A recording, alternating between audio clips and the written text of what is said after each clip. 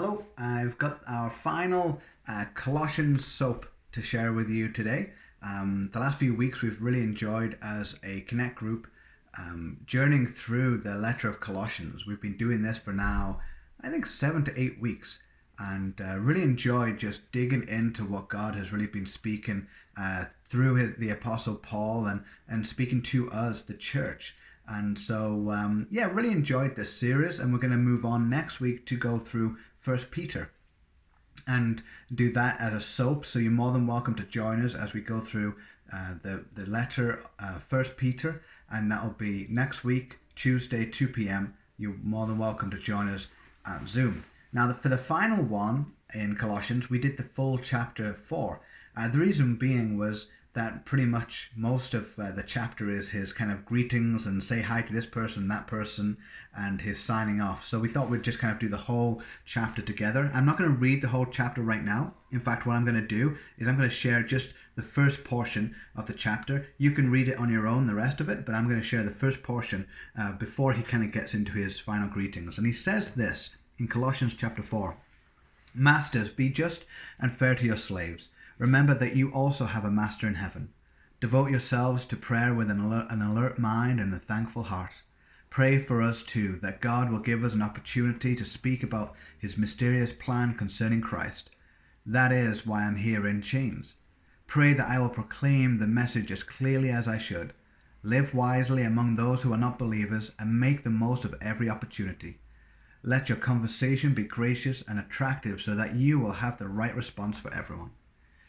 And then he kind of goes into say I'm sending this person or that person, say hi to this. It's great, read it. And but I thought I'd let you read it rather than me read a whole bunch of names and butcher them.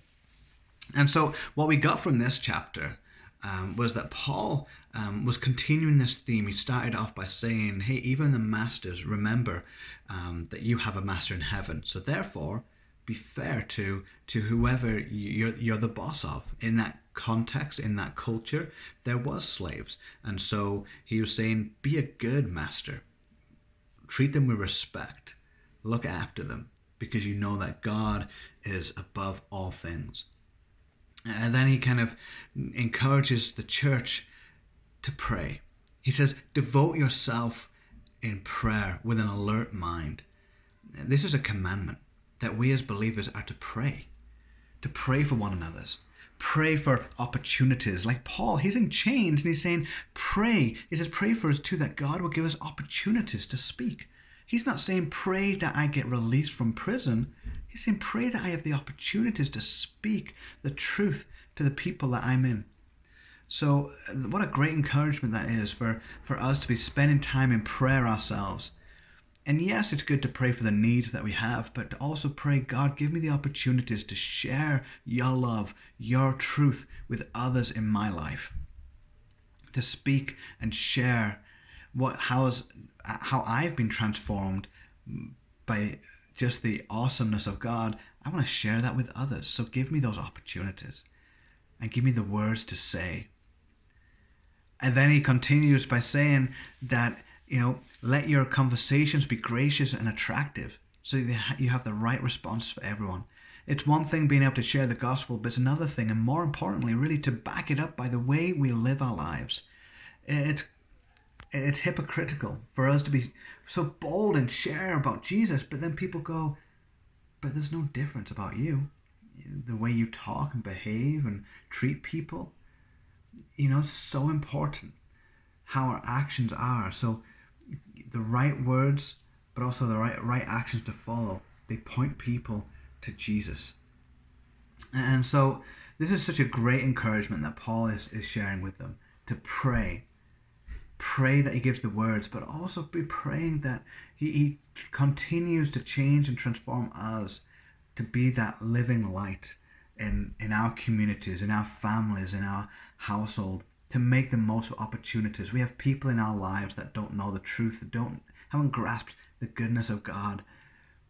We want that. We want them to. So praying for opportunities, then giving the words, to watch our tongue so that our example is good and true, that be above reproach. And then he says the final greetings. He kind of does the rest of the chapter and sends a greeting, but he finishes off with this right at the end of the chapter. After all his greetings to names that I cannot pronounce, he says this: "Here is my greeting in my own handwriting, Paul. Remember my chains. May God's grace be with you." And that's such an evidence throughout this encouraging letter that, don't forget, he was in chains in prison, yet still desiring to be a light. So don't forget, whatever situation we are in, we can always be that light, that encouragement, because God, as he says in this letter, is for us. He is greater. He is before all things. He is in all things. He is supreme. So let that be the light in our lives. Okay, God bless. Bye.